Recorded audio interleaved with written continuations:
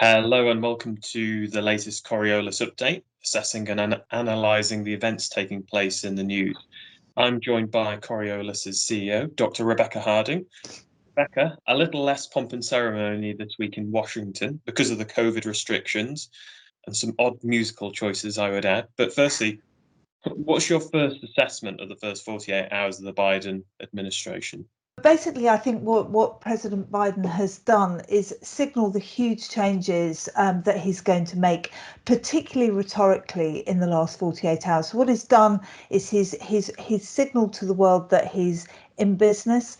He wants to undo the Trump legacy. He wants to emphasize truth. And there's a huge emphasis that he's placing now on multilateralism.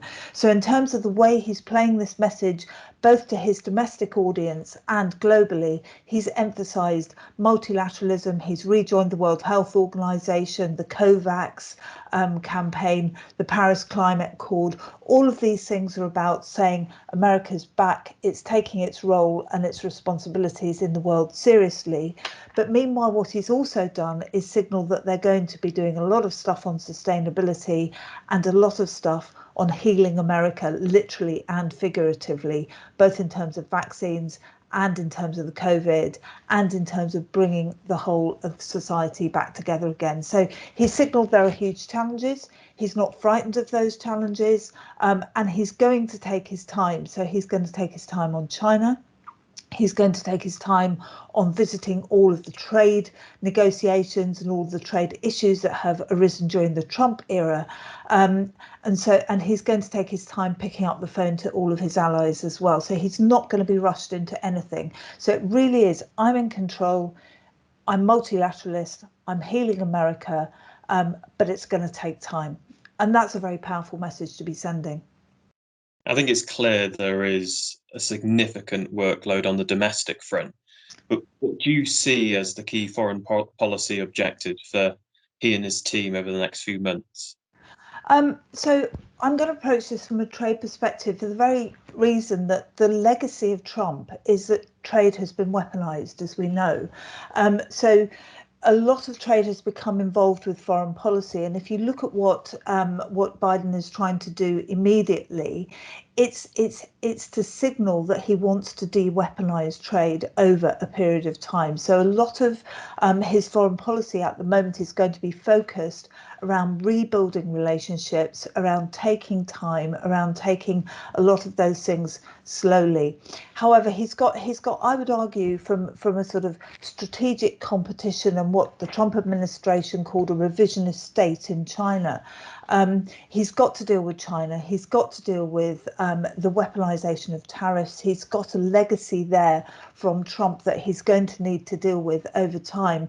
China's already signaled that it wants to start dialogue around sustainability, that it's actually in everyone's interest to bring the world back together again around sustainability. So he will want to have dialogue about things rather than not have dialogue about things, and that's a big change. As I said, there's been this shift in foreign policy towards more emphasis on strategic competition. But I think there are two areas where we're perhaps not focusing at the moment, but we need to focus, particularly from a trade point of view. And the first is rebuilding the Western alliance. So rebuilding relationships with the European Union, starting to think about what a trade relationship means, what the Western alliance means in terms of NATO and in terms of the shared and multilateral foreign policy. And there are two parts of the world that we've talked about relatively little in trade terms over the last 4 years. And the first is the Middle East and the second is Russia. And let's focus on those and why we need to talk about them. We've talked about the Middle East, first of all, in terms of sanctions against Iran. Obviously, America pulled away from the agreements and started to sanction Iran for its nuclear program.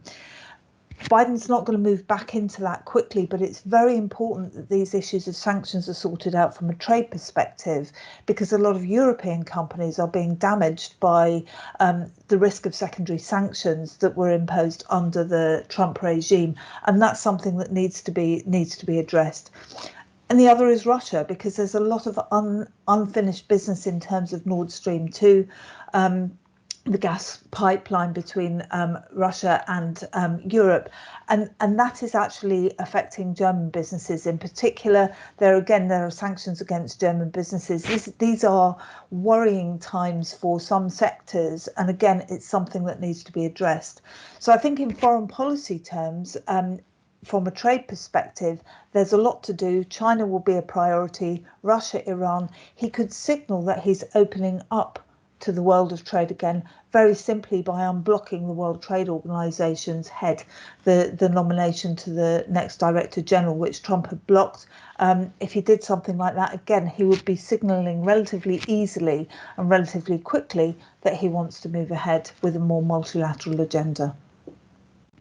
And moving away from Washington, this time of year, traditionally, we would see the world's elite and all the global politicians heading towards Davos in Switzerland. That's all online, as we are. What are you expecting from that summit next week? Not much, I think, is a very short answer. I think we'll see the usual noise. There's a lot of activity building up to the online summit.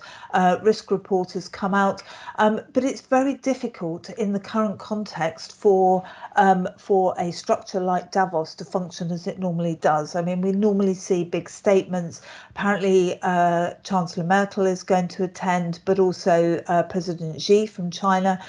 So we will see some big names out there, and there will be a sort of online networking going on. But it's been a very strange year since the last Davos meeting, and this is a strange way for the world's leaders to be connecting.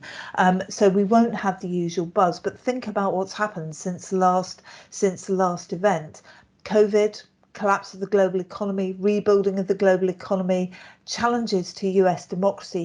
Who on earth could have imagined all of that this time last year? And a re-emphasis on the need for sustainability now. And I think if you look at the risk report that always comes out before a Davos conference, it comes across as being just a little bit bland, and a little bit sort of, well, we know all of these are issues. With very little action attached to it. And I think what we should be looking for very definitely during the course of this coming year is how new leaderships in Europe, so Germany has an election coming up, the new leadership obviously in the United States, the post-Brexit world in the UK, how that deals with the legacy of populism over the last 4 years, the weaponization of trade, and how we make all of this, how we make business around a new model sustainable.